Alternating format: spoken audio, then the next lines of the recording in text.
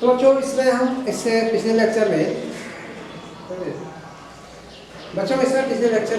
जो हम बात कर रहे थे वो क्लोरीन के निर्माण की प्रयोगशाला विधि की बात हम कर रहे थे। ठीक है, हमने यहाँ पर चित्र को बना लिया था।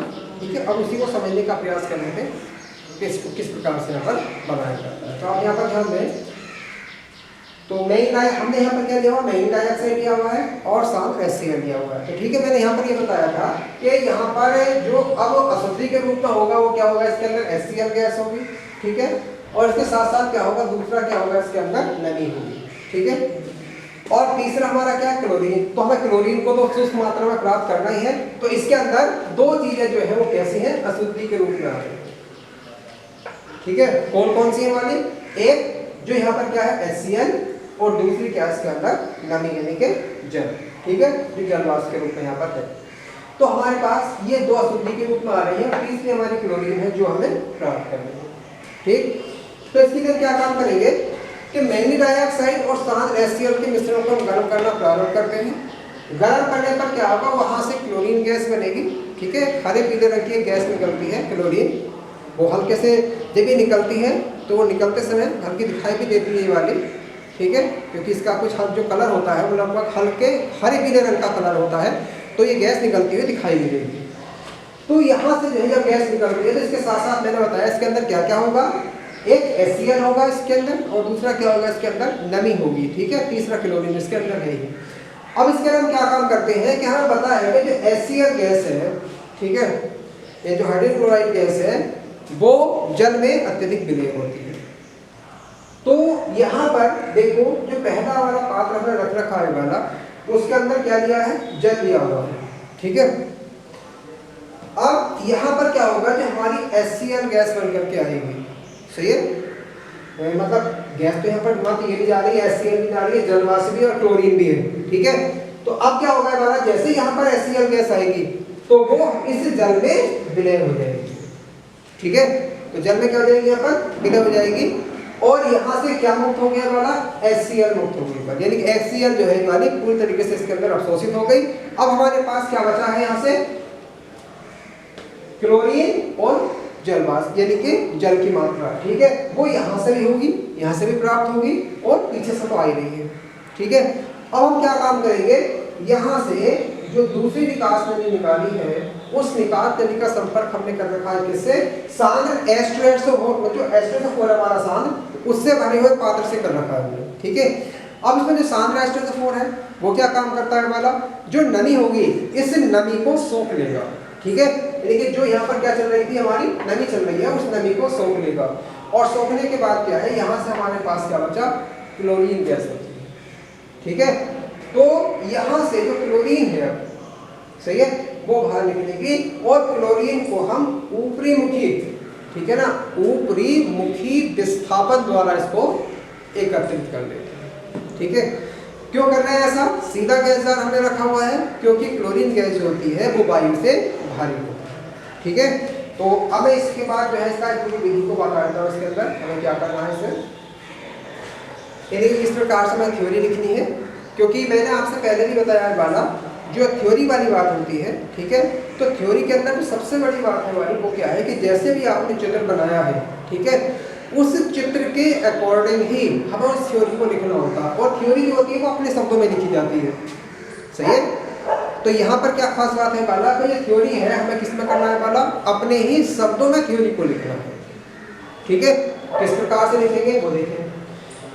इसमें लिखेंगे एक आसमन फ्लास्क में, ठीक है, यहाँ से ले लेंगे, ये वाला क्या है, ये वाला हिस्सा जो है वो है आसमन फ्लास्क। ठीक है, यहाँ तक थ्योरी लिखना शुरू करेंगे। एक आसमन फ्लास्क में मैग्नीशियम डाइऑक्साइड लेकर, ठीक है, उसमें एक फिसिल की और दूसरा एक निकास नली को लगा लेते हैं। किसमें लगा दिया, फिसिल की और निकास नली, इस आसमन फ्लास्क में टॉर्च की सहायता से।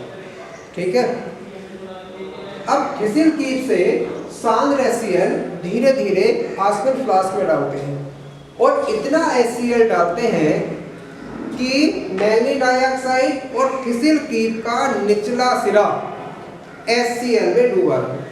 ठीक है, यानी कि ये मैग्नीशियम डाइऑक्साइड भी पूरा, ये भी HCl के अंदर डूब जाए और जो थिसिल कील है हमारी, उसका भी जो निचला सिरा है वो भी कहाँ डूब जाए, HCl के अंदर डूब जाए। ठीक है, इसका कारण बताएंगे जब मैं सावधानी बताऊंगा इसकी, तब इसका कारण बताएंगे। यहाँ पर इसको नीचे डुबो करके रखते हैं।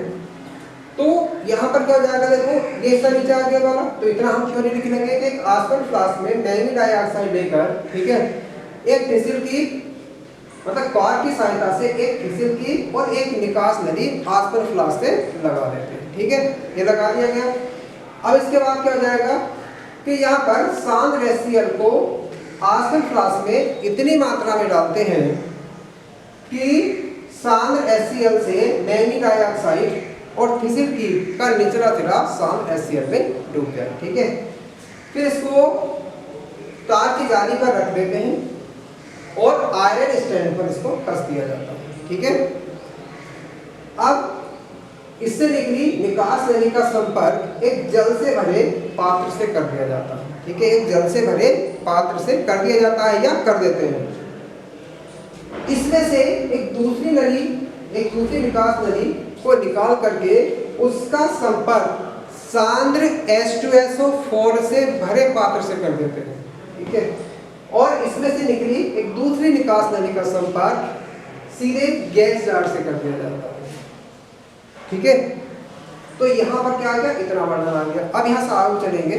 ठीक है, सांद्र HCl तथा मैग्नीज डाइऑक्साइड के मिश्रण को गर्म करते हैं। यहाँ पर क्या दिया, बुनसेन बर्नर, चाहे तो आप इसका नाम भी ले सकते हैं। बुनसेन बर्नर की सहायता से सांद्र HCl तथा मैग्नीज डाइऑक्साइड के मिश्रण को गर्म करते हैं। ठीक है, जिससे क्लोरीन गैस उत्पन्न होती है। इस क्लोरीन में मतलब जो यहाँ पर क्लोरीन गैस उत्पन्न हुई है में HCl तथा जल वाष्प ये अशुद्धि के रूप में होती है। ठीक है, जिनको सबसे पहले इसमें H2O से भरे पात्र से होकर गुजारते हैं। ठीक है, पात्र से होकर गुजारते हैं, जिससे HCl जल में अवशोषित हो जाती है तथा क्लोरीन और जल वाष्प का मिश्रण शेष रहता है। ठीक है, फिर इसका संपर्क सांद्र H2SO4 से भरे पात्र से कर देते हैं, जिससे गुजारने पर नमी, ठीक है, सांद्र H2SO4 में अवशोषित हो जाती है और शुष्क क्लोरीन गैस प्राप्त होती है, जिसको गैस जार में ऊपरी मुखी विस्थापन द्वारा एकत्रित कर लिया जाता है। ठीक है, तो मैं समझता हूँ कि अब इसकी प्रयोगशाला में किसी प्रकार की कोई दिक्कत नहीं होनी चाहिए। जैसे मैंने बताया, थ्योरी जो है वो थ्योरी में किस आधार पर लिखनी होती है, इसमें वो इस चित्र के आधार पर थ्योरी को लिखना होता है। ठीक है, जैसे जैसे भी हमने इसको किया हो, ठीक वैसे सेम इसको लिखते चले जाना है। सही है, तो यहाँ पर थ्योरी यहाँ लिखने की आवश्यकता नहीं है, क्योंकि थ्योरी का मतलब क्या था, जैसे जैसे हमने इस चीज को बनाया है, पूरा चित्र जैसे हमारा बना हुआ है, सिर्फ उसके आधार पर हमें थ्योरी लिखनी होती है। ठीक है, तो आप समझ गए होंगे इसके अंदर थ्योरी के अंदर क्या होना चाहिए। थिसिल कील है, थिसिल कील पर सांद्र HCl दिया हुआ है। ठीक है, और यहाँ पर क्या था, देखो आसपास फ्लास्क है, एक आसपास फ्लास्क में मैग्नीज डाइऑक्साइड और सांद्र HCl लेकर के उसको गर्म करते हैं। ठीक है, और अगर इसकी कमी आ रही होती, अगर HCl की कमी आ रही है तो समय समय पर थॉमस को डालते रहते हैं। ठीक है, बुनसेन बर्नर की सहायता से आसपास फ्लास्क को गर्म करते हैं, जिससे क्लोरीन गैस उत्पन्न होती है। इसमें उपस्थित इसके अंदर HCl और H2O ये अशुद्धि के रूप में होते हैं, जिसको पहले H2O से भरे पात्र से गुजारते हैं, जिससे HCl इसमें अवशोषित हो जाती है तथा इसको फिर दूसरे पात्र से गुजारने पर इसमें से नमी, ठीक है, सांद्र H2SO4 वाले पात्र में अवशोषित हो जाती है और इस प्रकार शुष्क क्लोरीन गैस प्राप्त होती है, जिसको हम गैस जार में कैसे करेंगे, ऊपरी मुखी विस्थापन द्वारा गैस जार में एकत्रित कर दिया जाता है। ठीक है, तो इस प्रकार से हमें क्या प्राप्त हो जाएगी, यहाँ पर शुष्क क्लोरीन